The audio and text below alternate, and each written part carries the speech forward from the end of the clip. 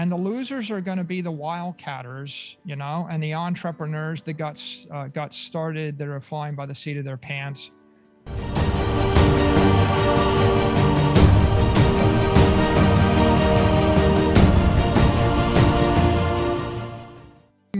We did a lot of back testing, and I've gone back and I've looked at the numbers. And on August 10th of 2020, when we announced our $250 million Bitcoin buy, since then, Bitcoin's up 72%. The money supply is up 17%. The NASDAQ's down 2%. Gold's down 9%. The S&P is up 9%. And the only thing that looks better than the money supply expansion is single family homes up 26%. I couldn't have bought billions of dollars of single family homes. And so that's not even practical. So the bottom line is the Bitcoin strategy is 10x better than any other alternative. And so no, I don't regret it. We've got $2.8 billion worth of Bitcoin on our balance sheet right now. And we feel like we're positioned well for when the markets turn around. And our only other choice would be to give all the capital back to the shareholders, in which case we would have nothing. And we would be struggling to get by without any assets. Yeah, I think it is on sale. The number that I look at to figure out sort of a surrogate for the book value of Bitcoin is the 4-year simple moving average, because it trades billions of dollars a day. And so after 1,400 days of billions of dollars a day, that number is 21,700. Bitcoin touched that in the March 2020 crisis. It touched it around 2017. It's touching it right now. Generally, it trades above there. You know, our strategy is we're going to acquire Bitcoin with our free cash flows from time to time. So we're kind of dollar cost averaging into Bitcoin, and we're going to hold the Bitcoin for the long term. And so it wouldn't really matter whether the price was 10% more or 20% more or 50% more. We're just going to progressively acquire more Bitcoin because that's our strategy. If your time horizon is less than 4 years, you're sort of a trader. If it's in the months, you're definitely a trader. I'm not an expert trader. I don't have a crystal ball. I don't know where the market's going to go week by week, month by month. If your time horizon is more than 4 years, you're an investor. And when your time horizon is 10 years, you're kind of a saver. So we have a very long-term 10-year time horizon. And our view is over the 10 years, Bitcoin's going to be a good idea, and it's just going to keep accreting in value.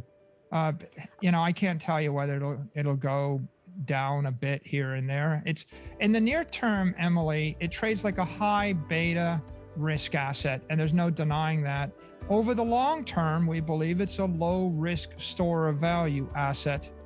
There's about 10 things that have to happen over the next decade to make it a better asset, and we kind of know what those 10 things are. And so we're waiting and biding our time, and we think that it's going to improve as an asset class over time, and we're not in a hurry. Yeah, so let's take the 10 sources of my pain. There's no wash trading rules. So people they can sell their Bitcoin and buy it back and harvest the tax gain. And that's not the same with Apple. So if that gets fixed by the House Ways and Means Committee, that's a big plus for the asset. There's 520 unregistered crypto exchanges offering 20x leverage. That's a negative for the asset class. As they get regulated, and I expect they will, and as the 20x leverage disappears, that'll be a positive. There's 19,000 unregistered securities in the crypto industry, cross-collateralized against Bitcoin.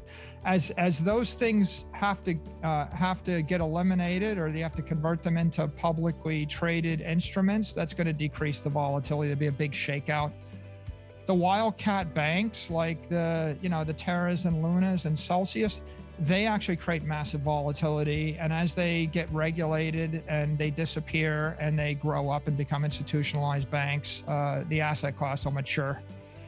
There's a lot of ignorance and fear. People think crypto is the same as Bitcoin. If they think that, that means they don't understand either of those two things. We don't have a stable coin, Emily. Like UST isn't a stable coin. Tether is an opaque security no one understands. if we ever have an FDIC issued stable coin or something from a public entity that's endorsed by the SEC, that's going to be very bullish for the industry.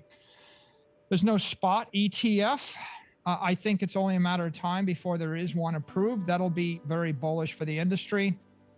The FASB accounting is detrimental. The lack of FDIC guidance makes it difficult, if not impossible, for banks to hold this stuff. We're waiting for clear SEC, CFTC guidance. And those 10 things, they're going to get cured over the next decade. They're just not going to get cured over the next 10 weeks. There's about $1 trillion in the asset class. 400 billion is Bitcoin. The other 400 billion is 19,000 unregistered securities. We're moving from the era of the offshore entrepreneur to the onshore public institution. And it's pretty clear from Chair Gensler's comments that he made in the last few days that they want to see all the crypto exchanges regulated. They want to clean up this industry. The stable coin is going to have to be cleaned up as well. And the winners are going to be the public investors and public banks and public companies.